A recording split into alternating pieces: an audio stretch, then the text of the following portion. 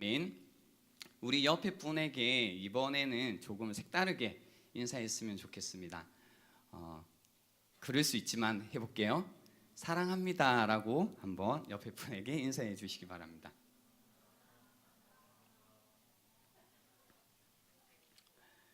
사랑이 뭘까? 그죠? 말할 때마다 참 의문이 드는 말이긴 합니다. 여러분은 한 주간 지내시면서 그 주님의 사랑에 붙들리고 또 주님의 그 사랑을 붙드는 삶을 살아오셨나요? 주님의 사랑에 내가 붙들려 있고 또 내가 주님의 사랑을 붙들고 있는 그런 삶을 지내셨냐라는 겁니다. 그 사랑에 붙어 있기 위해서 저희는 지난주에 예수님께서 아버지의 계명을 지켜 그의 사랑 안에 거하신 것 같이, 그의 사랑에 붙어 있었던 것 같이 우리 역시 예수님의 계명을 지켜 주님의 사랑에 붙어 있어야 한다고 배웠습니다. 이 계명을 지켜라는 게 이제 우리에게 늘 여러 가지 감정과 생각을 만들어내는데요. 어떤 분들은 계명을 지켜라고 하는 순간 알러지 반응을 보이시는 분들도 있습니다. 왜 계명을 지켜? 근데요, 그 포도나무 비유를 통해서 요한복음 15장에 나와 있는 포도나무 비유를 통해서 우리가 깨달을 수 있는 건 뭐냐면 계명을 지킨다라는 것은 이런 개념입니다. 계명을 지켜 하나님께 속하게 되는 것이 아니라 하나님께 속해져 있기 때문에 계명을 지킨다라는 겁니다. 엄청난 차이죠. 그래서 소속에 관한 부분이 있는데요. 계명을 지켜 주님께 소속되는 게 아니라 주님께 소속되어 있기 때문에 계명을 지킨다라는 이 순서가 좀 중요한 것 같습니다. 회심의 변질이라는 책에서요, 초대 교회에서 회심의 본질이 무엇인지를 이렇게 파악해가는 내용이 있습니다. 그래서 초기 그리스도인들의 이 회심 사건과 그 과정을 소개하고 있는데요. 이 책에 나오는 내용을 따르면 초기 교회에서는 이제 회심의 본질을 세 가지 변화가 늘 동반되었다라고 이야기합니다. 첫 번째는 신념의 변화, belief. 두 번째는 행동의 변화, behavior. 그리고 세 번째는 소속의 변화였습니다. belong. 그래서 3B의 변화가 있었다라고 이야기를 하는 거죠.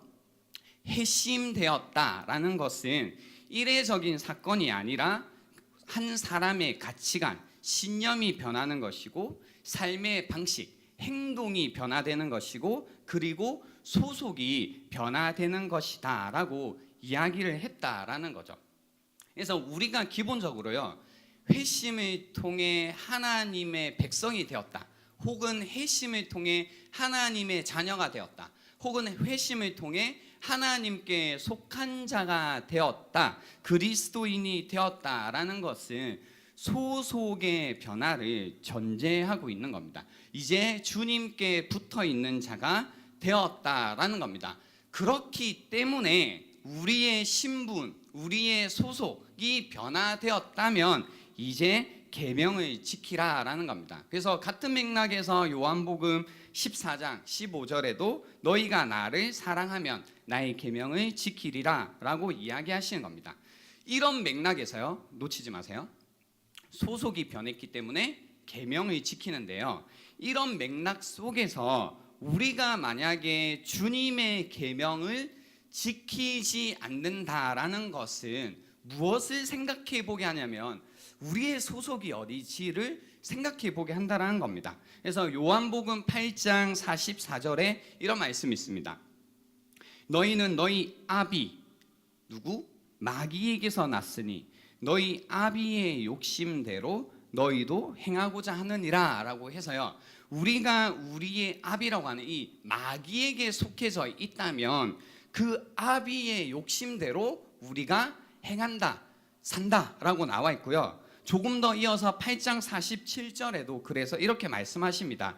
하나님께 속한 자는 하나님의 말씀을 듣나니 너희가 듣지 아니함은 하나님께 속하지 아니하였음이로다라고 나오는 겁니다. 그래서 이 소속과 계명을 지키는 것을 이렇게 붙여 놓았다라는 겁니다. 그래서 이제 우리가 만약에 주님께 붙어 있다면, 주님께 소속되어 있다면, 가지로서 나무 대신 주님께 완전히 붙어 있는 존재가 되었다면 그분의 말씀을 듣고 그분의 말씀을 지키는 삶을 살아가게 된다라는 겁니다. 그래서 만약에 아직도 내가 주님의 말씀이 들리지 않고 그의 말씀대로 살고자 하는 어떤 마음도 생각도 아예 거기에 대한 개념이 없다면 생각해 보셔야 됩니다. 말씀 지키는 것이 어렵구나가 아니라 내가 어디에 소속되어 있지를 고민해 보셔야 된다는 겁니다. 그래서 오늘 이제 우리가 함께 볼 것, 우리가 정말로 주님께 붙어 있는 자고 주님께 소속되어 있는 자로서 그렇다면 그거죠. 그렇다면 어떤 계명을 지켜야 할까, 어떻게 살아야 할까에 대한 부분을 살펴보고자 합니다. 무엇을 해야 하는가? 내가 하나님께 소속되어 있다면, 주님께 붙어 있다면 내가 무엇을 해야 되는가? 12절 같이 볼게요. 내 계명은 곧 내가 너희를 사랑한 것 같이 너희도 서로 사랑하라 하는 이것이니라. 저 혼자 읽으면요 여러분이 거짓말로 볼까 봐요. 같이 한번 한 목소리로 읽어볼게요. 12절입니다. 시작. 내 계명은 곧 내가 너희를 사랑한 것 같이 너희도 서로 사랑하라 하는 이것이니라. 여러분의 성경책에서 확인하셨어요? 네, 여러분의 성경책에서 이 내용을 확인하셨나요? 대답해 주셔도 됩니다. 확인하셨나요? 네, 이제 여러분이 누군가에게 그냥 애매하게 전해 들은 말이 아니라 여러분의 두 눈으로 여러분의 성경책 안에서 주님의 계명이 무엇인지를 확인하셨다라는 뜻입니다. 그게 뭐냐면 내가 너희를 사랑한 것 같이 너희도 서로 사랑하라 하는 이것이니라. 여기 이렇게 한 절이 명확하게 나와 있는데요. 하나 가지고 얘기하면 이제 뭐 거기 하나인데라고 또 따질까봐 요한복음 13장 34절에도 이런 말씀이 있습니다. 새 계명을 너희에게 주노니 서로 사랑하라. 내가 너희를 사랑한 것 같이 너희도 서로 사랑하라. 35절. 너희가 서로 사랑하면 이로써 모든 사람이 너희가 내 제자인 줄 알리라 라고 하셨고요. 하나 더 요한일서 3장 23절 24절 말씀이에요. 그의 계명은 이것이니 뭐지? 그의 계명이 곧 그 아들 예수 그리스도의 이름을 믿고 그래서 그분께 소속되어 그가 우리에게 주신 계명대로 서로 사랑할 것이니라.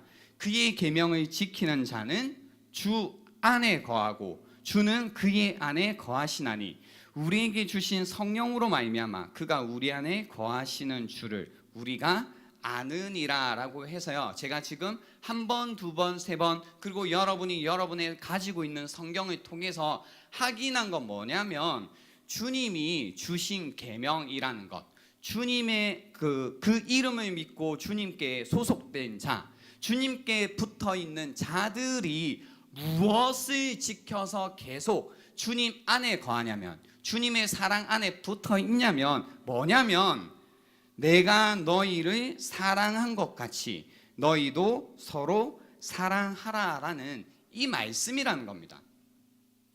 여러분 혹시 교회에 오셔서요 서로 사랑하라는 얘기 처음 들으셨나요? 처음 듣는 얘기 아니죠. 근데 혹시 처음 듣는 얘기는 아니지만 여기에서 말씀하신 것처럼 내가 주님께 계속 붙어 있고 주님의 사랑 안에 계속 거하면서 내가 힘을 다해 목숨 다해 지켜내고 있는 계명으로서 주님의 계명으로서 이 말씀을 여러분 마음 가운데 담고 또 이렇게 정말로 살려고 하신 분들이 몇이나 되냐라는 겁니다. 사랑하라라는 건 알고 있지만 정말로 이것이 주님의 계명임을 내가 기억하고 있고 그걸 내 마음에 새기고 정말로 이렇게 살고 있는 분은 몇 분이나 될까라는 겁니다. 이거는 이제 여러분이 막 정죄하는 게 아니고요. 저도 이제 이 말씀을 한 번 읽고 두 번 읽고 세 번 읽고 또 다른 말씀들을 통해서 확인하면서 느끼는 감정이 뭐였냐면, 했던 생각이 뭐냐면, 와, 주님은 정말로 명확하게 그분이 무엇을 원하시는지, 우리가 지켜야 될 게 무엇인지 이렇게 명확하게 말씀하셨는데, 우리는 왜 무엇을 해야 될까, 어떻게 살아야 될까, 무엇을 지켜야 될까 물을 때마다 늘 애매하게 살까라는 생각을 한 거죠.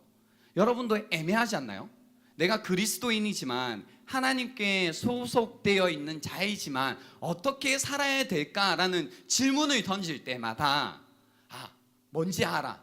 주님이 주신 계명은 이것이야. 서로 사랑하라고 하셨지. 주님이 우리를 사랑하신 것 같이 너희도 사랑하라라고 하셨지. 바로 이거야 라고 명확하게 빡 붙들고 있는 분들은 생각보다 적을 거라는 겁니다.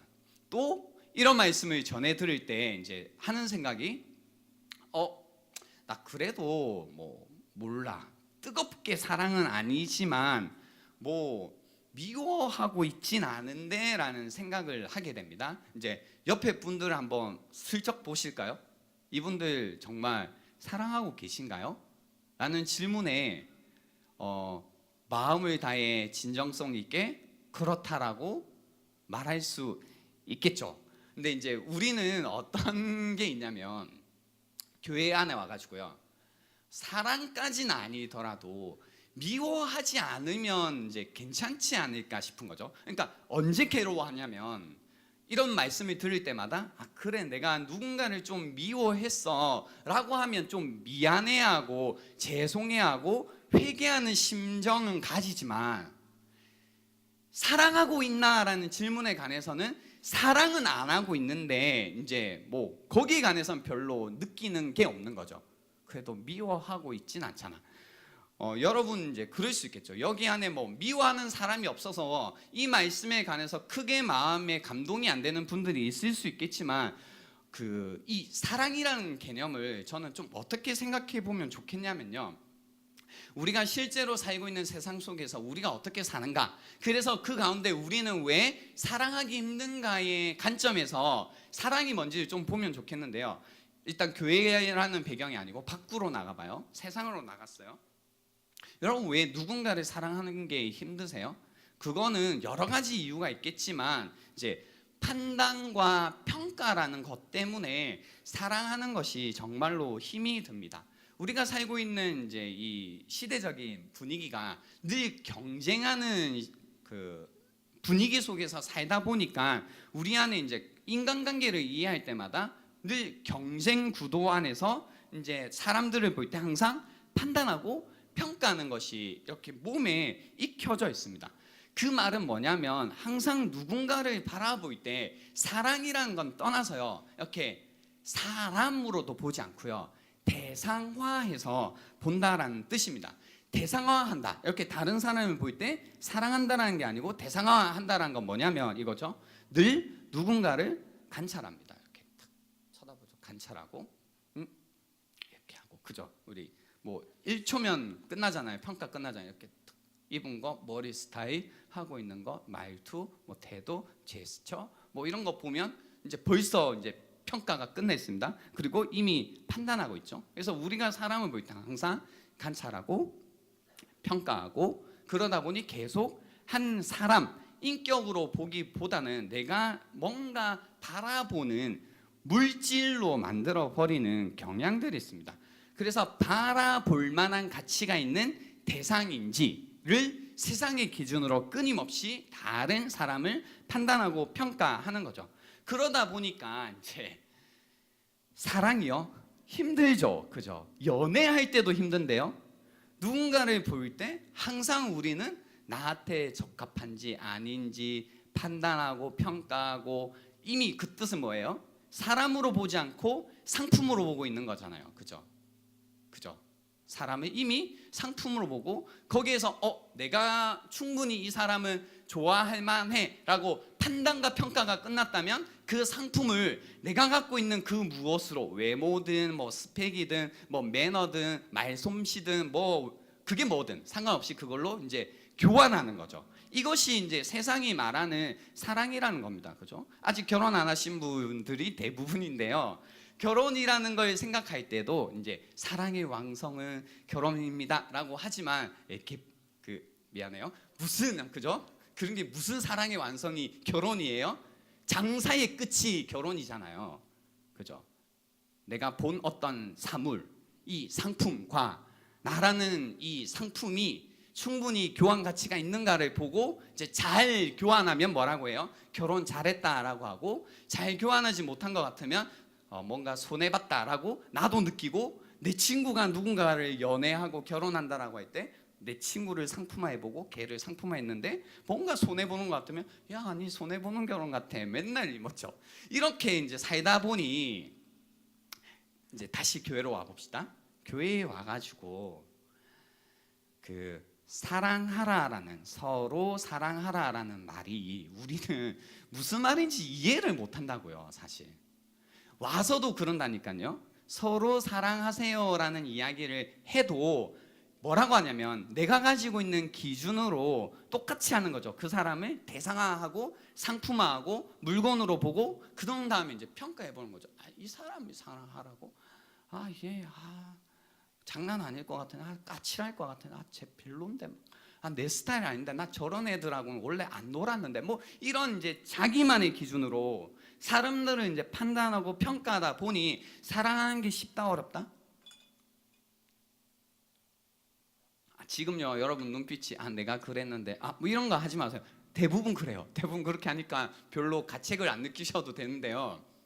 제가 지금 이 얘기를 하는 이유는 뭐냐면 그게 혹시 세상의 방식이다라는 건 알고 계시라는 겁니다. 그죠? 물고기가 물에 사는 걸 모르겠지만 여러분도 세상에 살 때는 내가 그렇게 살고 있구나라는 걸 모르고 살겠지만, 그래서 세상에는 우리가 말하는 사랑이라는 게 없는 겁니다. 그죠?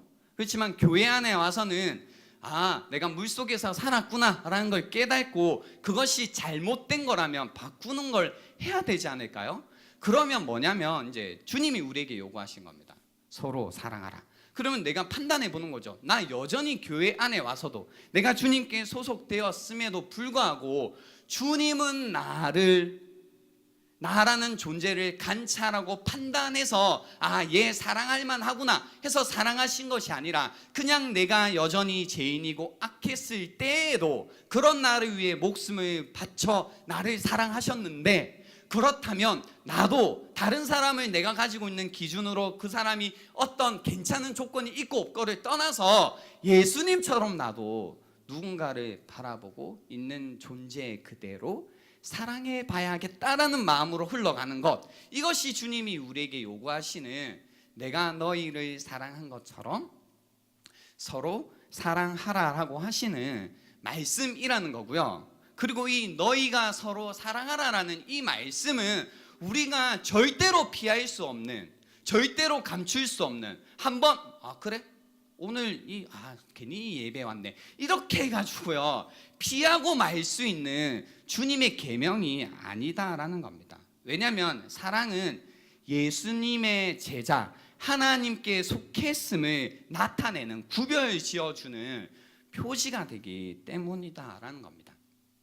이제 이 말씀을 우리가 좀 더 이제 살펴보고 싶은 건 뭐냐면요, 알겠다라는 거죠. 주님 피하지 않을게요. 주님의 말씀이 이거라면 저 이거 지켜볼게요. 근데 사랑이라는 건 나에게 익숙하지 않습니다. 무언가를 사랑한다라는 건 늘 교환했었고 사랑할 만하면 했었는데, 그렇다면 어떻게 사랑을 해야 되나요? 주님 가르쳐 주십시오 라는 이런 선하고 아름답고 착한 마음이 있다면 들어보십시오. 어떻게 사랑해야 될까? 13절입니다. 사람이 친구를 위하여 자기 목숨을 버리면 이보다 더 큰 사랑이 없나니 라고 해서요, 예수님께서 이 사랑을 어떻게 하는지, 방식을 어떻게 행동해야 되는지를 우리에게 알려주십니다. 자기 목숨을 버리며, 사람이 친구를 위하여, 나를 위하여가 아니라 친구를 위하여 자기 목숨을 버리면 이보다 더 큰 사랑이 없다라고 하신 거죠. 우리는 사실 거꾸로 하는데, 그죠? 사랑이라는 걸 어떻게 이해해요? 우리는 누군가가 나를 위하여 그 사람의 목숨을 버리면 이보다 더 큰 사랑이 없다라고 하지만, 그죠? 우리 주님은 사람이 친구를 위하여 자기 목숨을 버리면 이보다 더 큰 사랑이 없다라고 합니다. 왜 제가 이걸 이렇게 바꿔서 여러분에게 이야기를 드렸냐면, 같은 얘기일 수도 있는데 전혀 다른 얘기거든요. 왜냐하면 교회에 와가지고 그런 불평과 불만을 하시는 분들이 있습니다. 왔는데 교회가 뭐 사랑이 없다라고 하죠. 왔는데 뭐 별로 나를 챙겨주지도 않고 사랑해 주지도 않고, 여기가 무슨 사랑의 공동체야, 이런 계명 여기 지키는 꼴을 내가 본 적이 없는데, 뭐 이렇게 하면서 억울해 하시는 분들이 있는데요.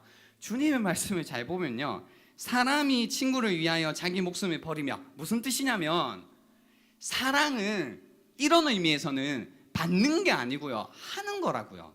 그러니까 주님이 우리에게 요구하시는 건, 너 교회 가가지고 사랑 누군가가 베풀어 주는 거 받아라, 그리고 얼마나 여기가 사랑스러운 공동체인지 느껴라 하신 게 아니고요, 네가 다른 사람을 위하여 너의 목숨을 버리면 그게 사랑이다라고 하신 겁니다.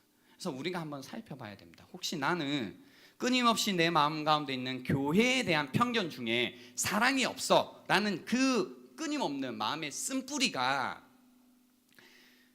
혹시나 내가 다른 사람을 위하여 내 목숨을 버려 나를 들여 나를 내어 주어서 해야 되는 사랑이 사랑인데, 끊임없이 다른 누군가가 나를 위하여서 누군가의 목숨을 주지 않았다라는 이유로 내가 교회 간에 이런 편견을 갖고 있다면 그 생각을 바꾸는 시간이 되면 좋겠다라는 겁니다. 그래서 주님의 계명은 우리가 지켜야 되는 계명이지, 누가 지키는지 관찰하고 판단하고 평가하는 것이 아니다라는 겁니다.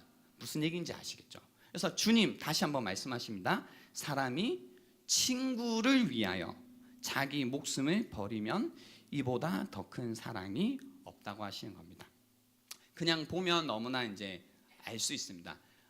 목숨을 버리는 것이 사랑이구나, 나를 희생하는 것이 사랑이구나, 나를 내어주는 것이 사랑이구나 라는 걸 우리가 알 수 있습니다. 예수님도 그래서요, 이제 예수님처럼 사랑하라고 하셨으니까 그 요한복음 10장 11절부터 보면요, 어떻게 우리를 사랑하셨는지 나와 있습니다.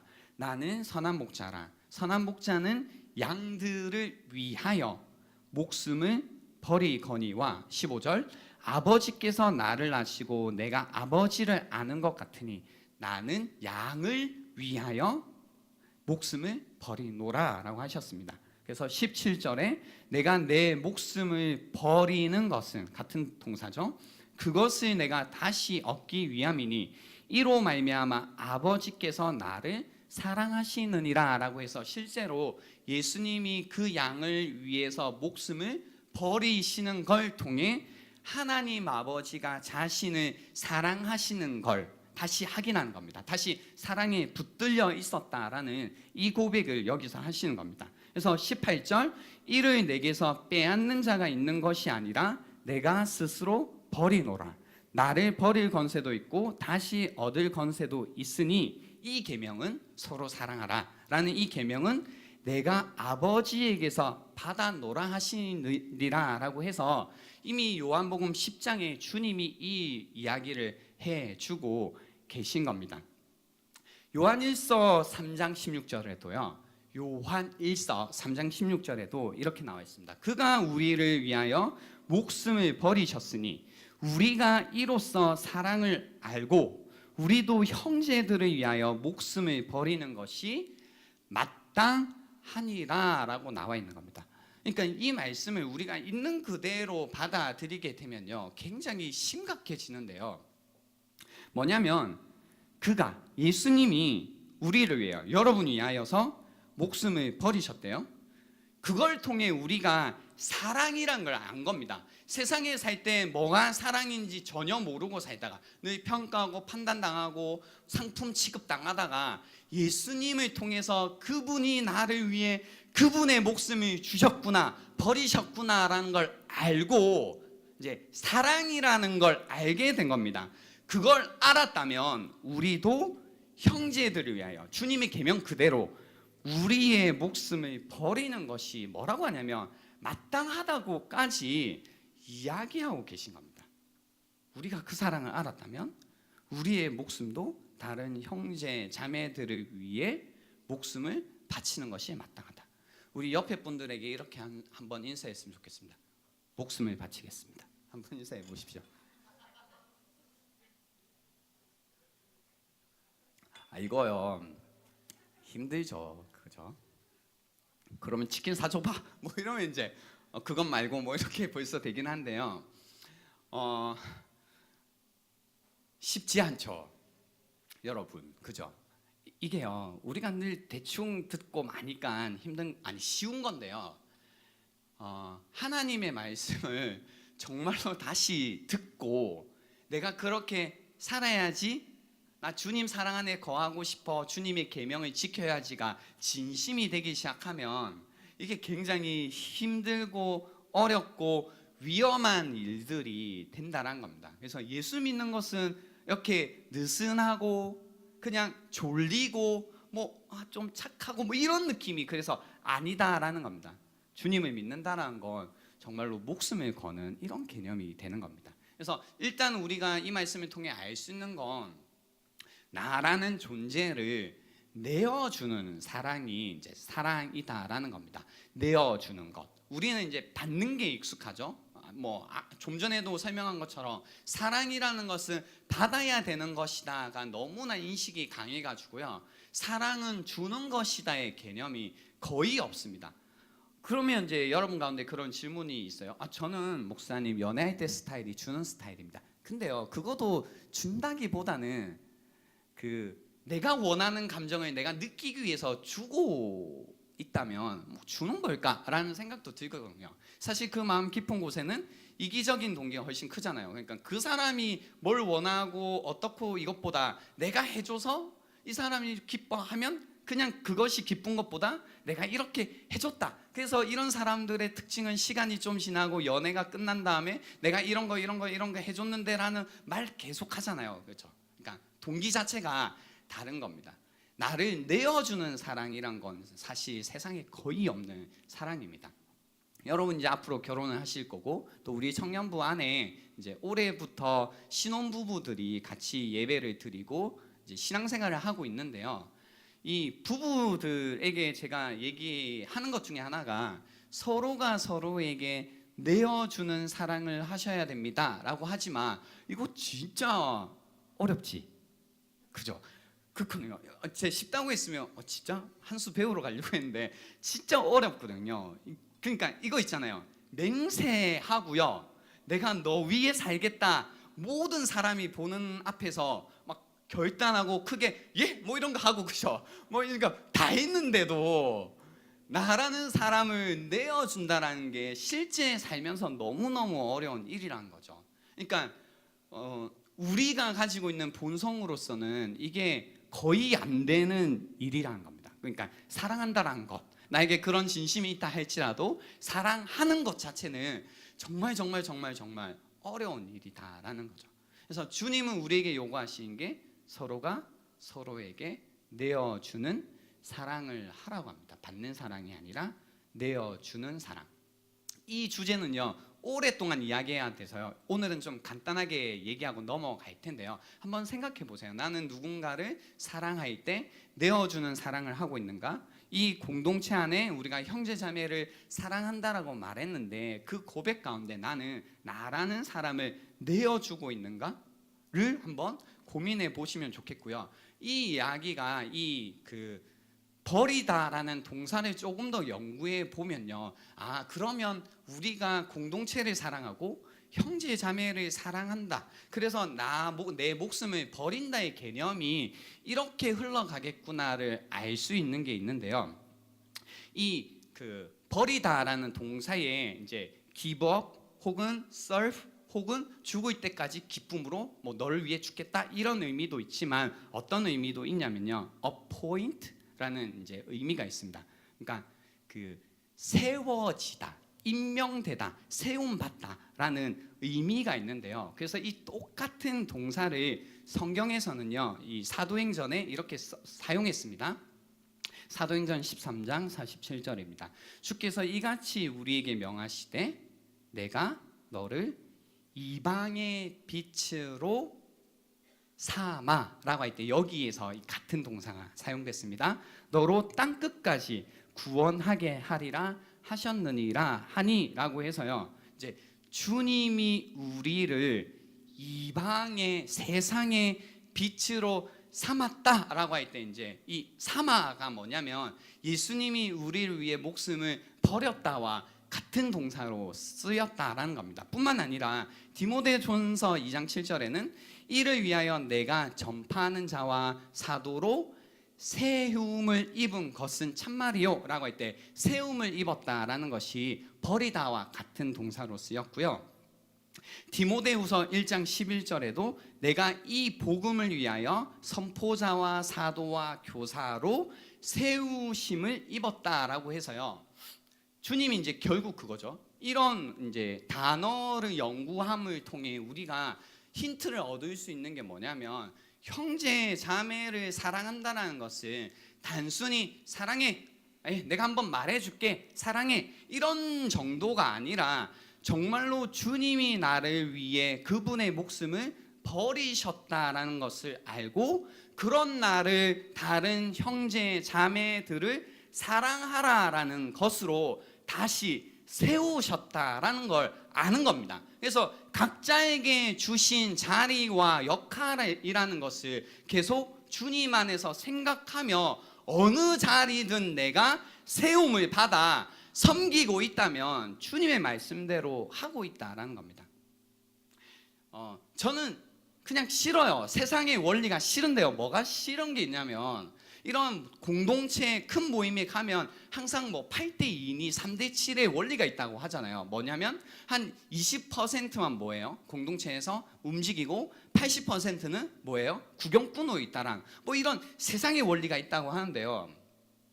왜 이 같은 원리가 교회에도 적용이 돼야 될까에 대해서 이제 전 불만이 좀 많거든요. 왜 불만이 많냐면 성경을 통해서 보면 그랬다라는 건 없거든요. 그러니까 각자 다른 역할과 다른 위치와 다른 달란트와 다른 모습으로 있었지만 그럼에도 불구하고 모두가 한 몸이 되어 한 지체가 되어 손이 되든 발이 되든 눈이 되든 코가 되든 이 뭐가 되든 그것이 무엇이든 지체로서 역할을 했거든요. 근데 요즘에 교회 안에 와가지고 우리가 지체라고 부르는 게 좀 어색하지 않나요? 왜 어색하냐면 안 친해 이런 게 아니라 우리 안에 그런 게 있어야 되거든요. 나는 이런 일을 하고 이런 일을 섬기고 있고 저 친구는 나를 위해 우리 공동체에 위해 이런 역할을 해주고 있구나, 이런 지체구나. 또 저 사람은 이런 일과 이런 역할을 나를 위해 이 공동체를 위해 해주고 있구나, 지체구나. 뭐 이게 정말로 진심으로 막 느껴져야 되는데 우리 알거든요. 안 그런 거 그죠? 한 반 이상이 구경꾼으로 있는 거 다 알다 보니까 뭐 같이 모여서 예배 드린다라는 이유만으로 지체라고 부르기에는 뭐 어색하다라는 거 우리도 있는 겁니다. 여러분 서로 사랑하고 계십니까? 그러니까 주님이 나를 위해 목숨을 버리셨다라는 걸 알고 있기에 나도 내 목숨을 버린다라고 할 때 이 공동체를 위해 다른 형제 자매들을 위해 어떤 자리에서든 세워져서 주님으로 인해 은혜로 세워져서 여러분의 역할들을 감당하고 계시냐라는 겁니다. 이거요, 쑥스러워서 부끄러워서 안 해봐서 뭐 이런 핑계로 대기에는 주님의 말씀이 너무 분명한 겁니다. 그죠? 너무나 분명한 겁니다. 한번 그래서 생각을 해보시면 좋겠습니다.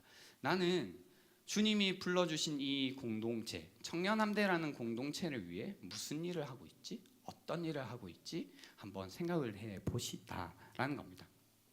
그래서요, 요한복음 15장 16절 저희가 오늘 나누고 있는 본문에서도 이렇게 말씀하십니다. 너희가 나를 택한 것이 아니요 내가 너희를 택하여 뭐라고 하시냐면 세웠나니라고 하시는 겁니다. 세워나니 같은 동사입니다.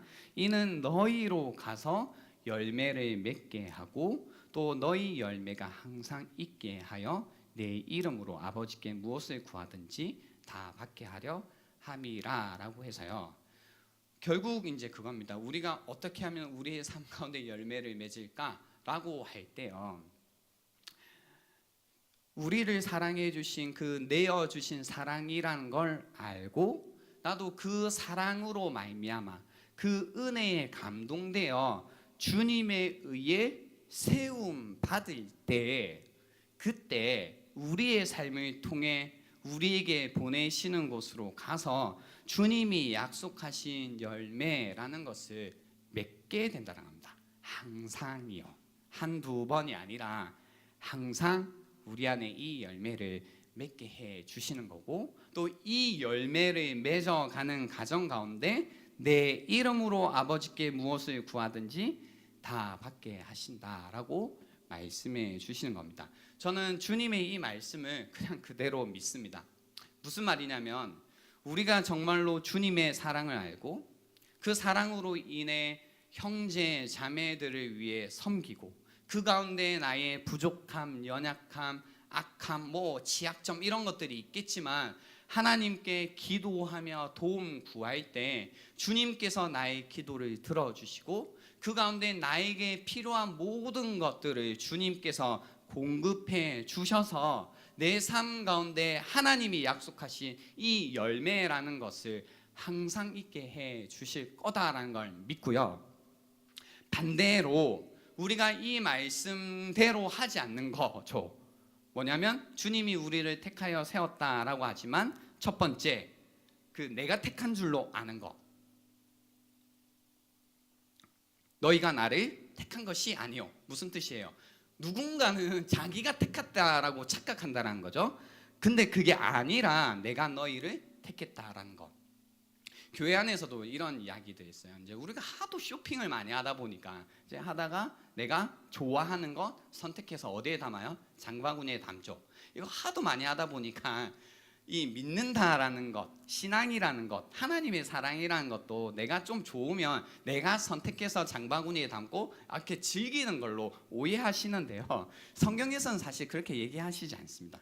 그래서 우리가 하나님을 믿는다라는 것 이거 있잖아요. 우리가 선택한 것이 아니라 내가 택한 것이 아니라 주님이 우리를 선택하셨다라는 겁니다. 우리 안에 이 믿음이 있을 때요. 주님이 나를 선택하셔서 나를 택하셔서 그 말로 또 믿기에 너무나 놀라운 주님의 그 십자가의 사랑을 나에게 주셨고 그 십자가의 사랑에 내가 너무나 감동하여 주님이 나를 세우실 때 기꺼이 세움 받는 이 마음이 없이는 뒤에 나와 있는 거 다 안 된다고요. 안 가죠? 열매 안 맺히죠? 기도 안 하는 겁니다. 그죠?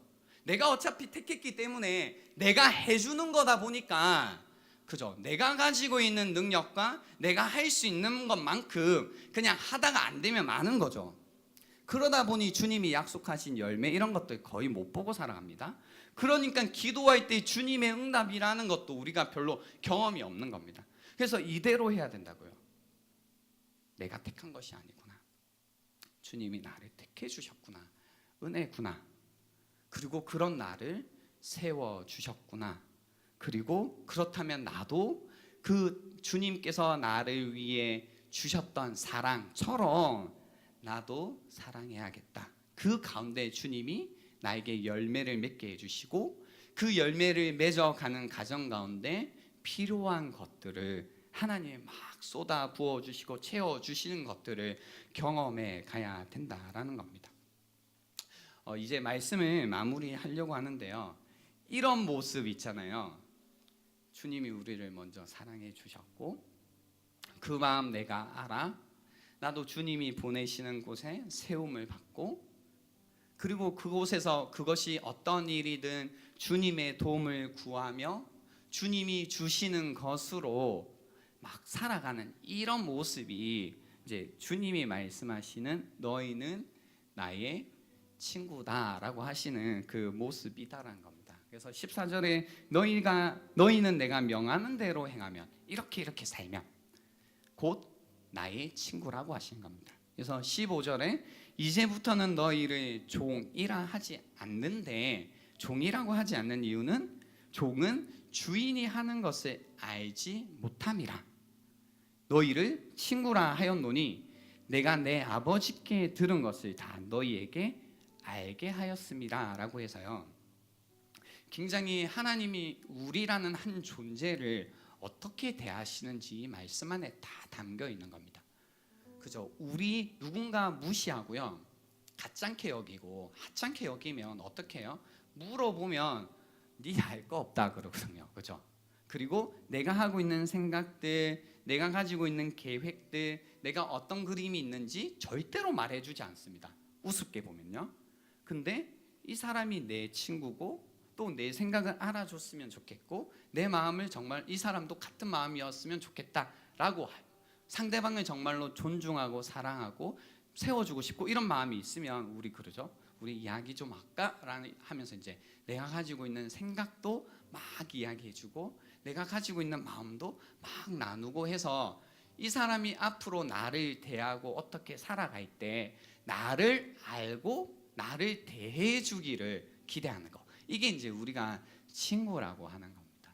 근데 하나님이 우리에게 이렇게 하신대요.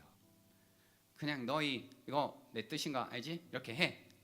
안 들으면 혼난다? 뭐 이런 개념이 아니까 내가 왜 그러는지, 내가 어떤 생각이 있는지, 어떤 마음이 있는지 너희에게 알게 해주겠다. 예수님이 하나님이 어떤 생각인지 아셨기에, 어떤 마음인지 아셨기에 그 십자가의 길까지도 걸어가셨던 것처럼 우리에게도 예수님을 통해 그 하나님이 어떤 분이신지, 어떤 생각이신지, 어떤 뜻인지 그분의 막 그 풍성하심을 우리에게 알게 해 주시겠다는 겁니다. 대단한 복이지 않나요? 하나님을 안 돼요. 그분의 생각 안 돼요. 그리고 우리가 이제는 살아갈 때 그분의 뜻을 알기에 살아가게 하고, 그분의 계획을 알기에 살아가게 하고, 그분의 마음이 어떤 마음인지 아니까 그 마음 알고 살아가게 하는 존재가 되게 해주겠다라는, 그래서 너희를 친구라고 불러주시는 이것, 이런 의미에서 드리는 질문, 여러분은 주님께서 명하고 계신 바를 행하고 계십니까? 주님께서 이 세상 가운데 행하고자 하는 것들을 여러분 알고 계십니까? 여러분을 향한, 또 여러분의 가족들을 향한, 또 이 땅을 향한, 이 시대를 향한 하나님의 계획과 뜻과 마음이라는 것을 정말로 알고 그걸 알고 살아가고 계십니까? 아니면 여전히 성경을 읽을 때도 설교를 들을 때도 그런 것과 상관없는 이런 인격적인 관계가 아닌 그냥 계명 지키지 않으면 혼나고 벌받고 지옥 갈까봐 하고 있다면 이미 여러분은 이 주님이 우리에게 계명을 지키라고 하실 때 말씀하신 의도를 다 놓쳐버리신 거라는 겁니다.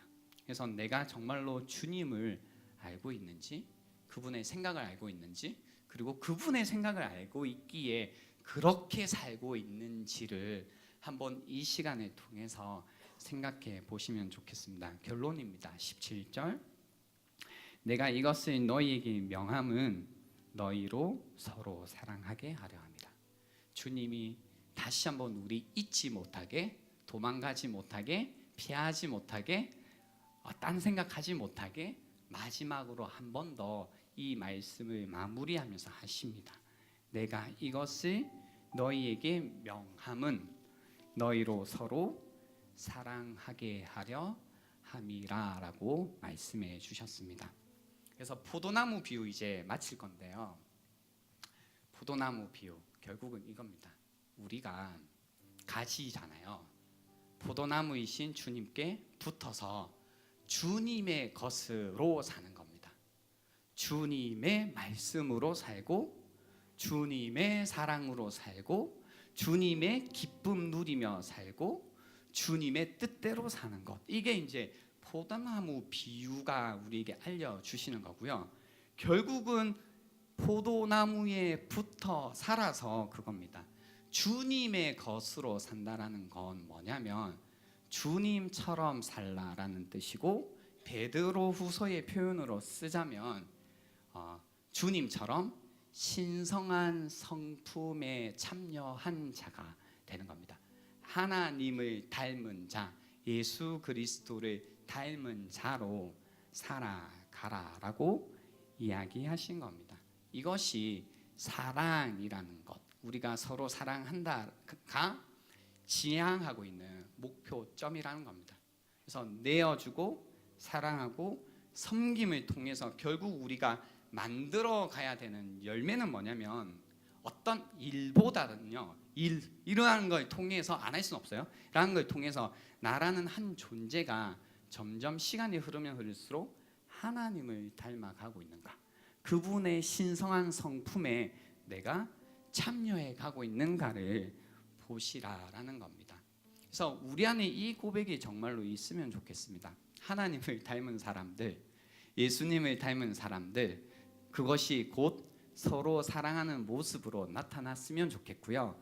오늘 이 말씀은 개인적으로 어떻게 바운더리를 치냐면요, 세상도 아니고 뭐 원수도 아니고 뭐 하나님을 모르는 누군가가 아니고요, 여기에서는 서로입니다. 그러니까 하나님께 속한 자들을 서로 사랑하라라는 뜻입니다. 저는 여기서 이 사랑을 시작하고 싶은 겁니다. 결국은 이 사랑이 흘러가겠지만 그건 흘러가는 거지, 그죠? 우리 안에 사랑이 없는데 어떻게 흘러가요? 그건 거짓말이죠. 그래서 우리 안에 내가 정말로 하나님에 속한 자이고 하나님께 속한 자이고, 그리고 저 사람이 하나님께 속한 자라면 우리가 서로 사랑하자라는 겁니다.